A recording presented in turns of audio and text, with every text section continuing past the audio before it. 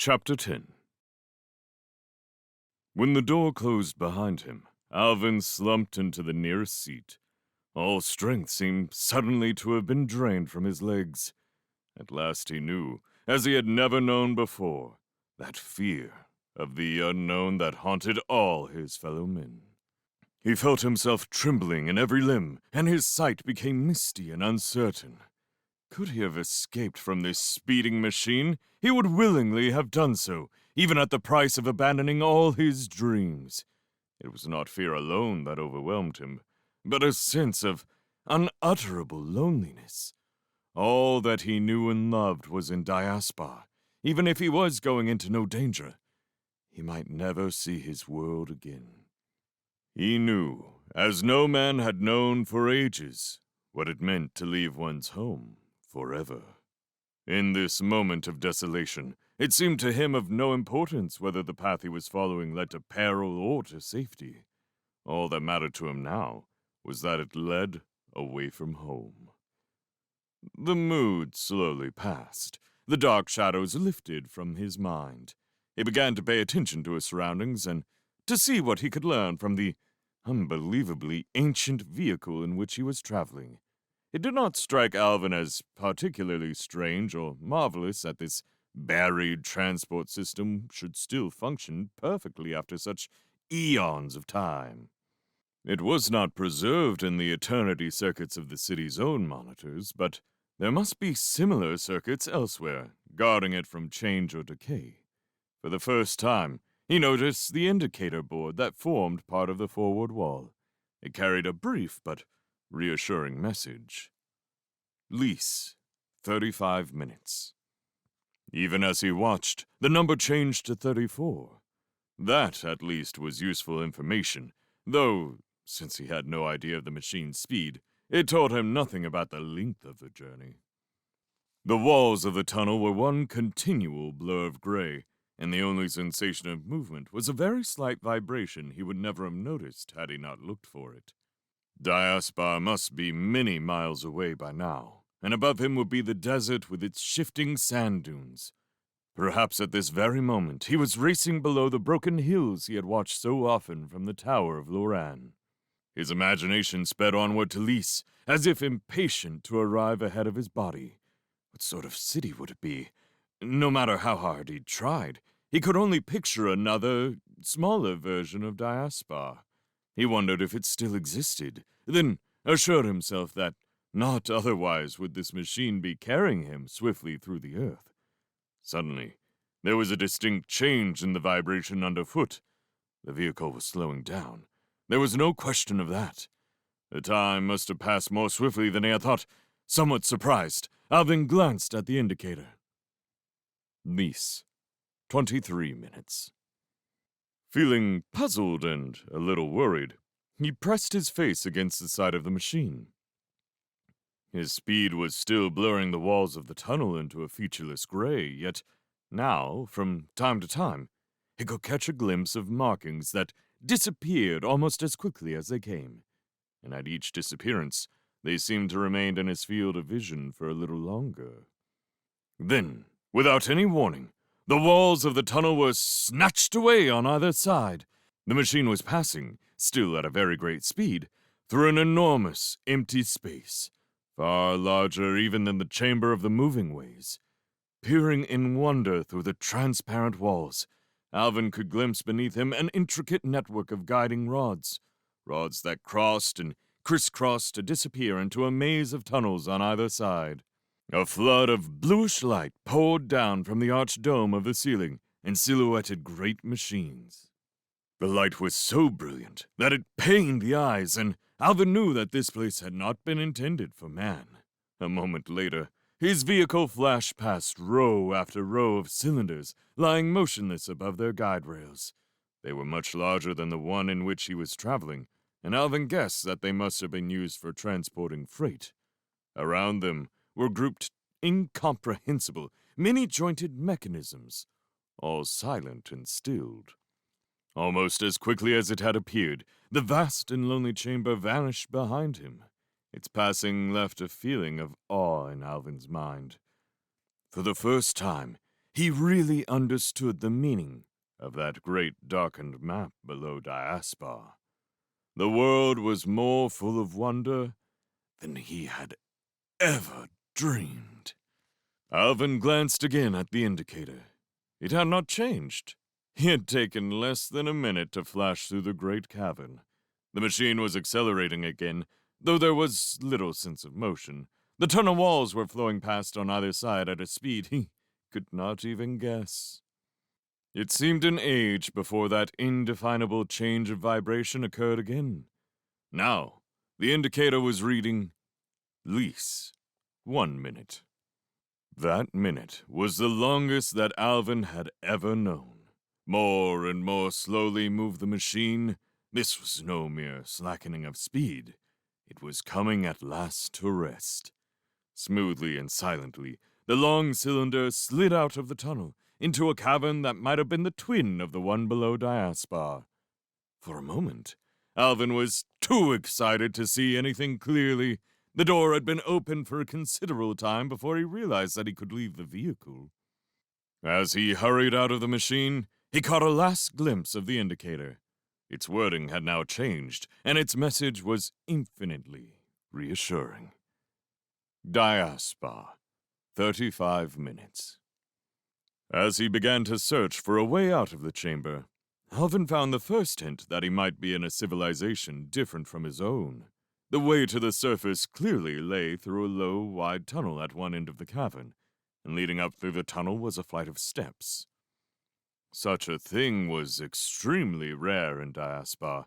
The architects of the city had built ramps or sloping corridors whenever there was a change of levels.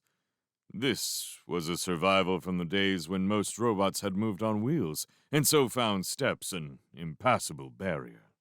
The stairway was very short, and ended against doors that opened automatically at Alvin's approach.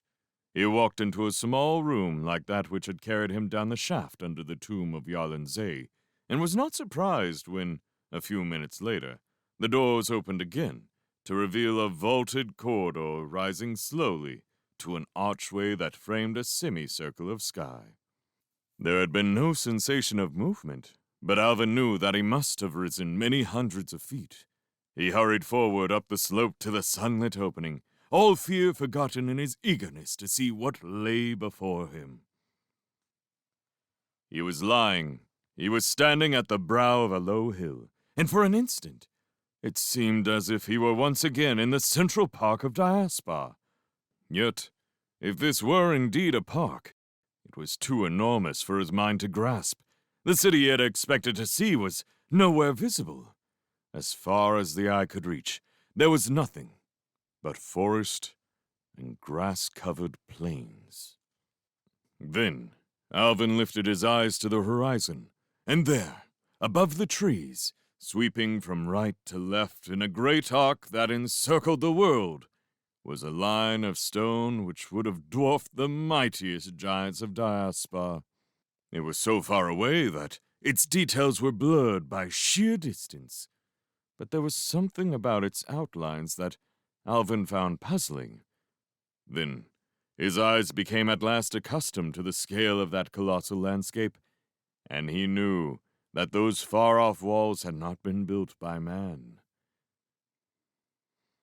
Time had not conquered everything. Earth still possessed mountains of which she could be proud.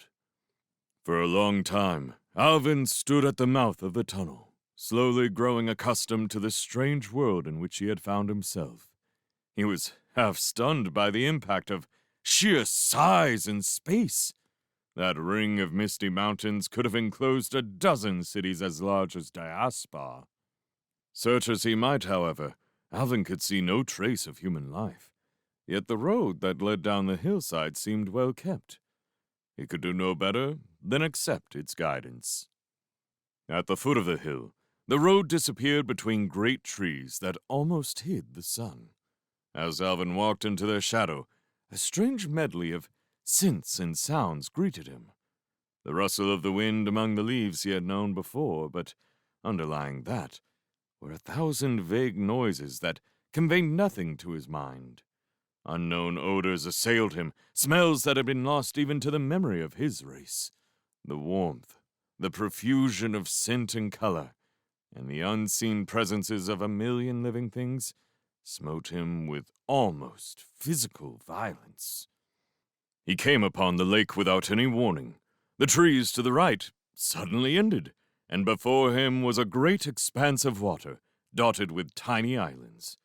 Never in his life had Alvin seen so much water. By comparison, the largest pools in Diaspar were scarcely more than puddles. He walked slowly down to the edge of the lake and cupped the warm water in his hands, letting it trickle through his fingers.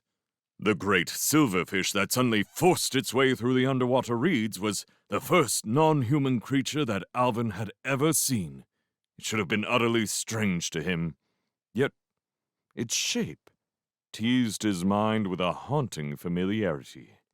As it hung there in the pale green void, its fins a faint blur of motion, it seemed the very embodiment of power and speed.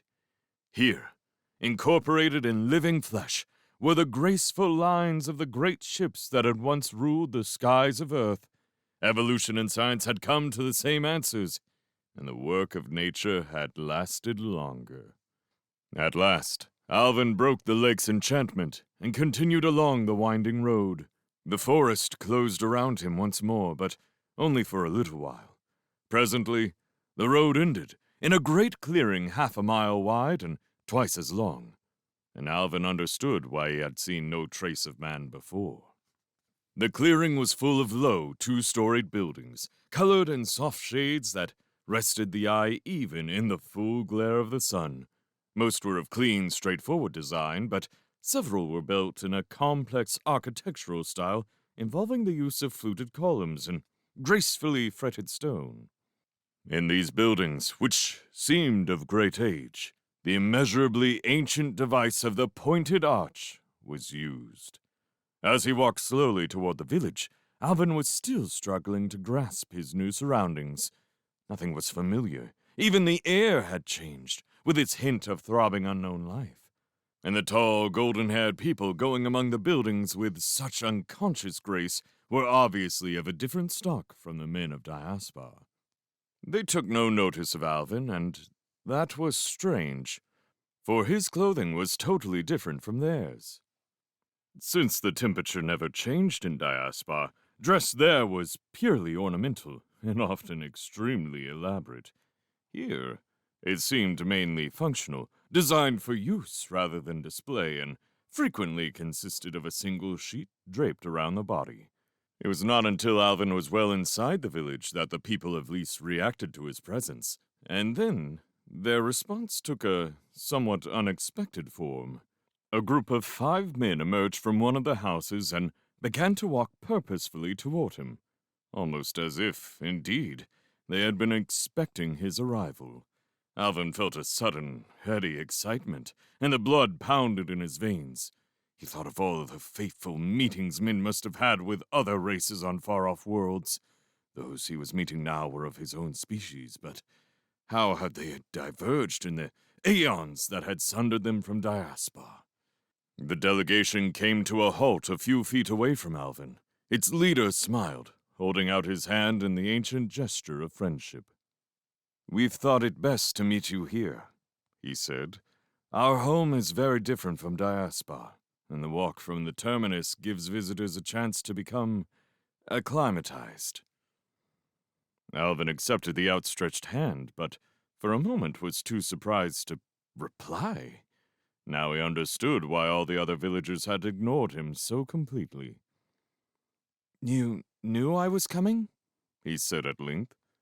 "Of course. We always know when the carriers start to move. Tell me, how did you discover the way?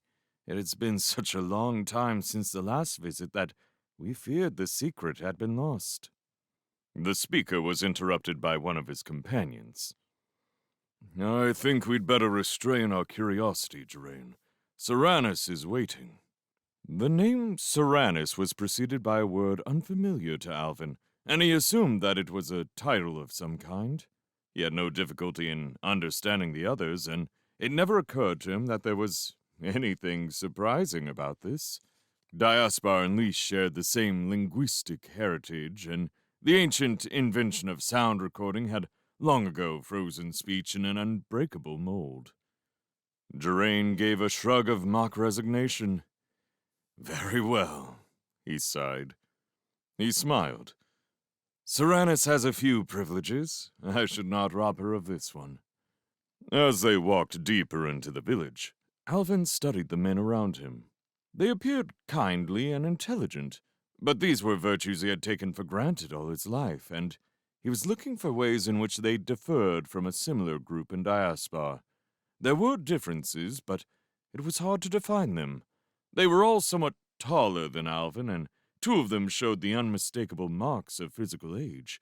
Their skins were very brown, and in all their movements, they seemed to radiate a vigor and zest which Alvin found refreshing, though at the same time a little bewildering.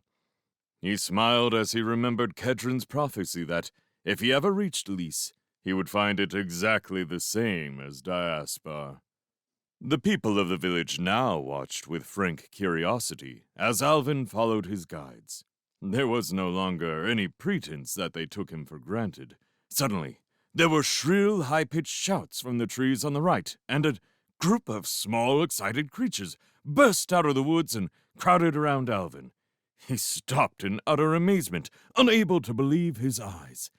Here was something that his world had lost so long ago that it lay in the realms of mythology. This was the way that life had once begun. These noisy, fascinating creatures were human children. Alvin watched them with wondering disbelief, and with another sensation which tugged at his heart, but which he could not yet identify. No other sight could have brought home to him so vividly his remoteness from the world he knew.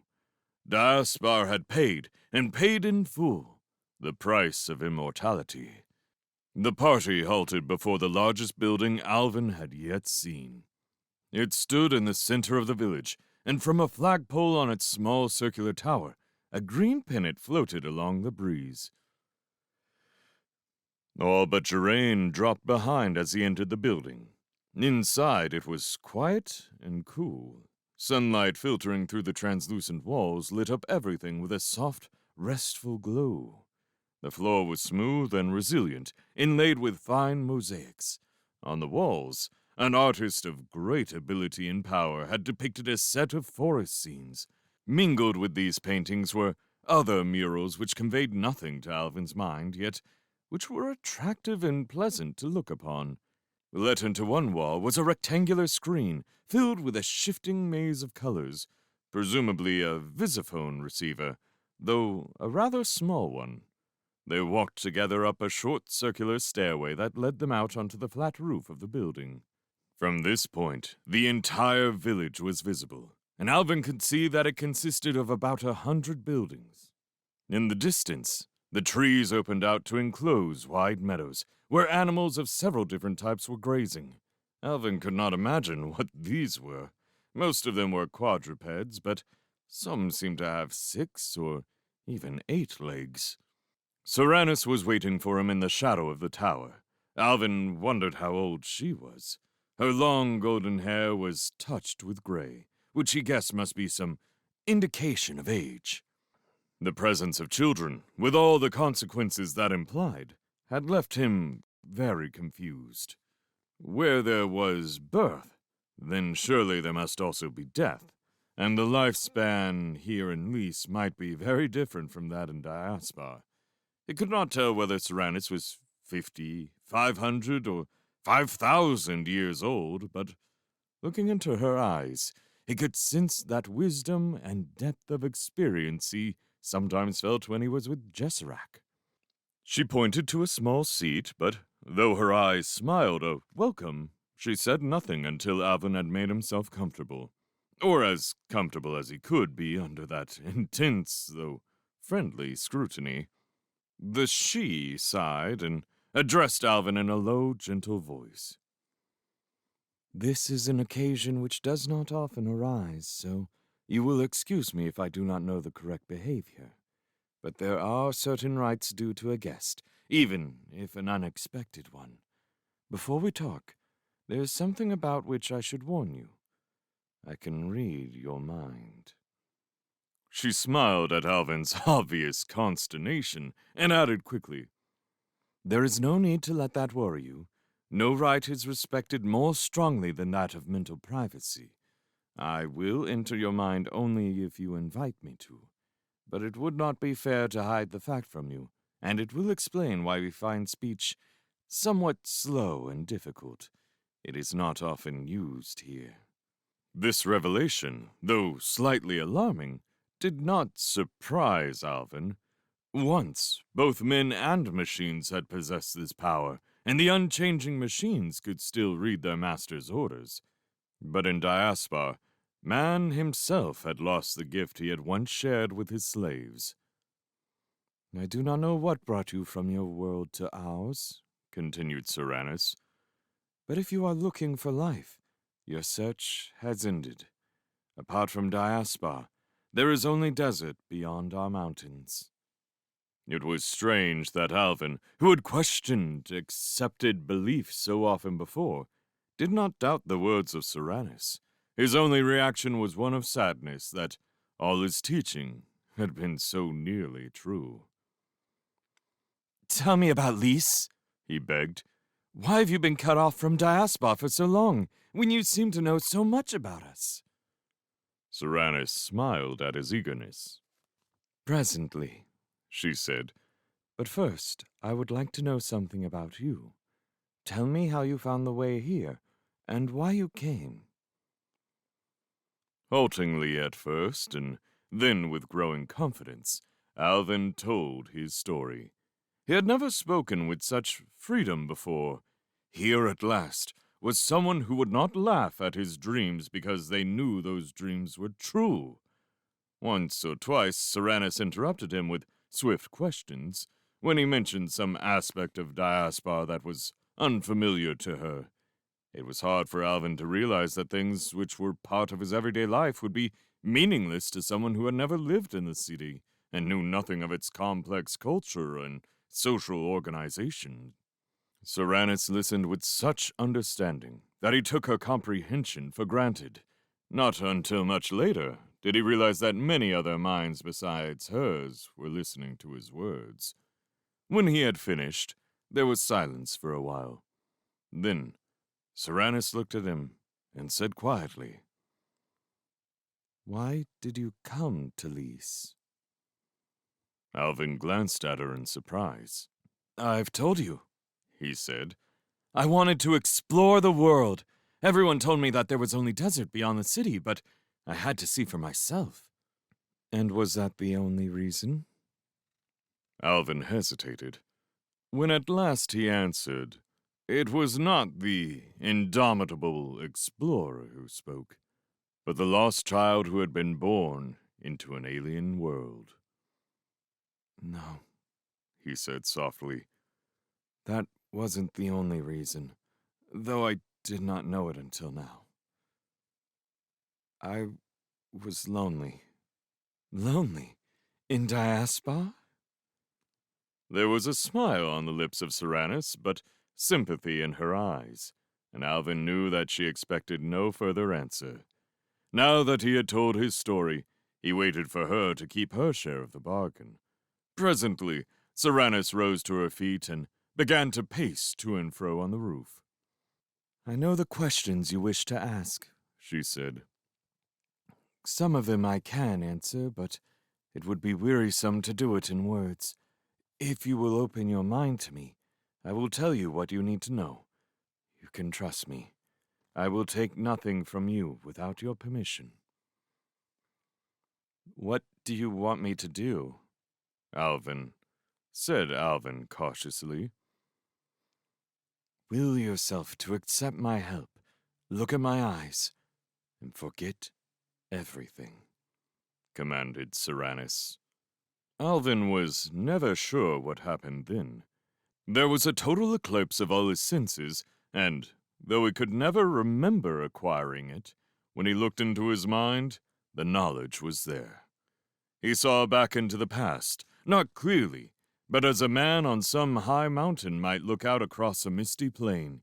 He understood that man had not always been a city dweller, and that since the machines gave him freedom from toil, there had always been a rivalry between two different types of civilization.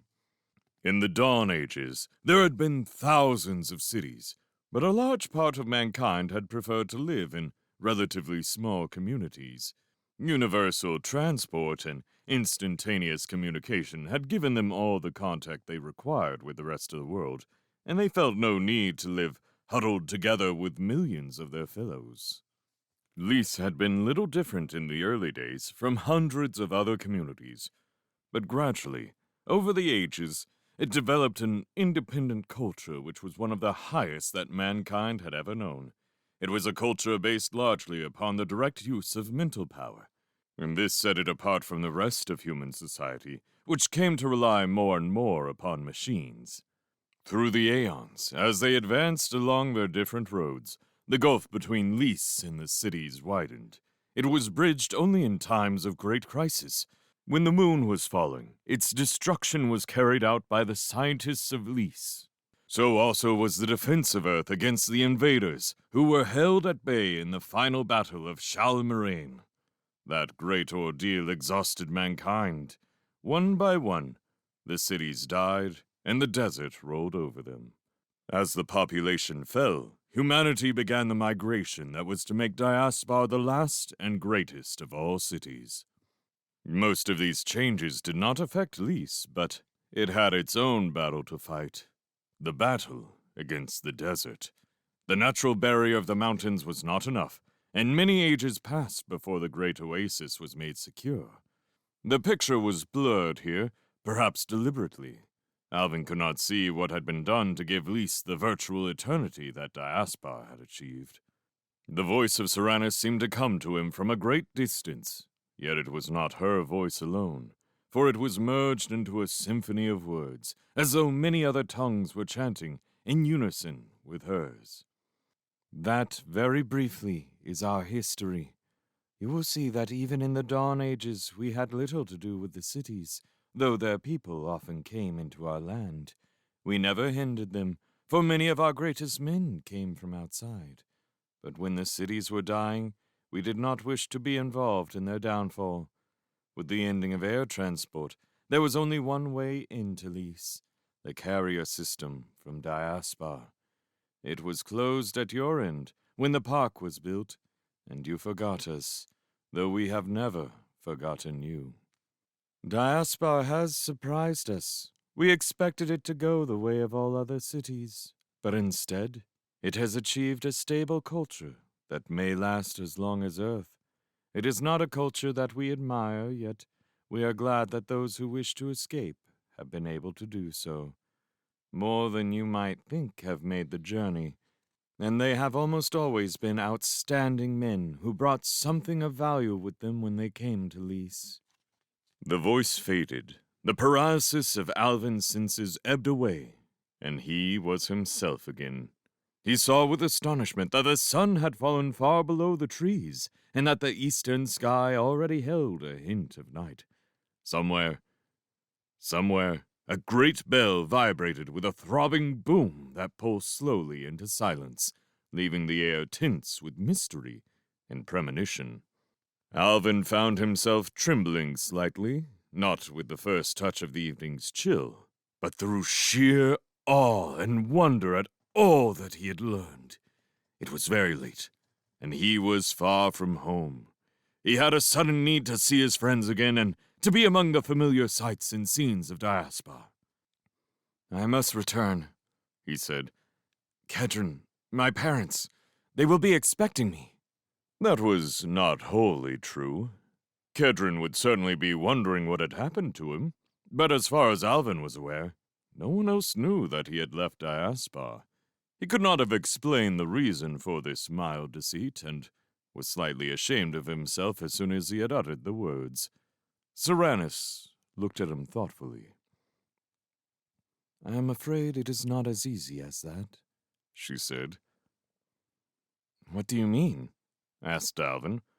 "Won't the carrier that brought me here take me back again?" He still refused to face the idea that he might be held in leash against his will, though the idea had briefly crossed his mind. For the first time, Serenus seemed slightly ill at ease. "We have been talking about you," she said, not explaining who the we might be, nor exactly how they had consulted together. "If you return to Diaspar, the whole city will know about us. Even if you promise to say nothing, you would find it impossible to keep our secret." "Why should you wish it kept?" asked Alvin.